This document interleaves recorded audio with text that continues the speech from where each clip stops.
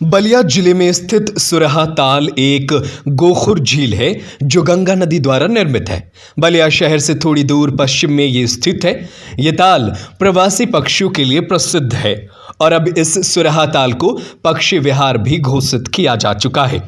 जिलाधिकारी सौम्या अग्रवाल का प्रयास है कि इसको इस कदर बनाया जाए कि इसकी एक अलग पहचान बलिया वासी भी जान सके।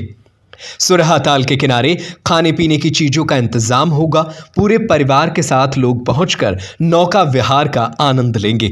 महिलाओं और बच्चों की शौचालय का निर्माण भी होगा। नौका विहार सैलानियों के लिए नौका भी रंगाई पुताई की गई है। सुरहा ताल के किनारे पर पक्षी महोत्सव एक उत्सव के रूप में 3 दिन मनाया जाएगा, जो 10 दिसंबर से लेकर 12 दिसंबर तक चलेगा, जिसमें कई कार्यक्रम होंगे, जिसके लिए डीएम सौम्या अग्रवाल ने आज सुरहा ताल के किनारे पहुंचकर नौका विहार का उद्घाटन किया और तैयारियों का जायजा लिया। उन्होंने हिदायत भी दिया कि नौकायान करते समय लाइफ जैकेट जरूर पहने। डीएम सौम्या अग्रवाल ने लाइफ जैकेट पहनकर नौकायान भी किया और नाविकों को जैकेट और ट्यूब का वितरण भी किया। वहीं सुरहा ताल को लेकर के बलिया जिले के अधिकारी सौम्या अग्रवाल ने बताया कि यहां पर अपार संभावनाएं हैं। विदेशी सैलानी की भी आने की संभावनाएं हैं। सुरहा ताल में विंटर में साइबेरियन पक्षी से लेकर विभिन्न प्रकार के पक्षी आते हैं। जहां कश्मीर को जन्नत कहा जाता है, वहीं बलिया का सुरहा ताल किसी जन्नत से कम भी नहीं है। न्यूज़ क्राइम 24 के साथ बलिया से संजय तिवारी की रिपोर्ट।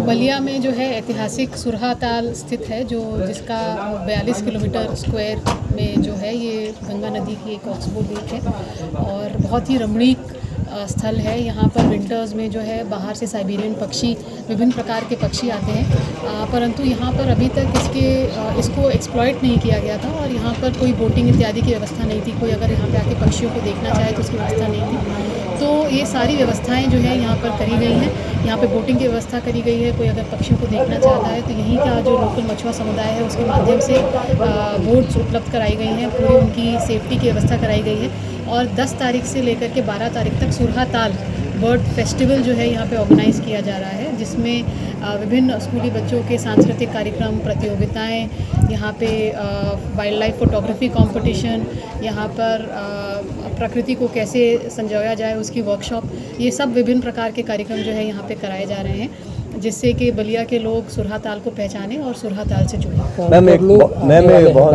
आपके दिमाग में अचानक कैसे आया कि मतलब बहुत दिनों से ये पौराणिक है और अचानक ये डेवलपमेंट दिखाई दे रहा है आपके थ्रू जो भी होने वाला है, ये कैसे आपके दिमाग में अचानक ये बात आई? ये सुरहा ताल हम लोग यहाँ पर जब यूनिवर्सिटी आए थे तो देखने आए थे और तब देखकर ही ये लग गया कि यहाँ पे बहुत पोटेंशियल है और इसको जो है किया जाना चाहिए और जाने की प्रेरणा से हम सब लोग। बाहर के लोग कौन कौन से आने वाले हैं? जो अभी यहाँ पे संभावना है कि हाँ, विदेशी सैलानी भी आए और गंगा नदी में जो है क्रूजेस चलती हैं जो और उसमें जो है विदेशी सैलानी जो है कलकत्ता से लेकर बनारस या उसके आगे तक जाते हैं। तो ये भी प्रयास किया जा रहा है कि उसका स्टॉप ओवर बलिया में कराया जाए और बलिया को जो है इंटरनेशनल टूरिस्ट मैप पर भी स्थापित किया जाए। मैम, डॉल्फिन के पुनः यहाँ पाए जाते हैं। पिछले दिनों इनकी चर्चा करती जोरों से पूरे इंडिया में रही कि डॉल्फिन बलिया एक अजीब सी बात है, उसके बारे में कुछ आप?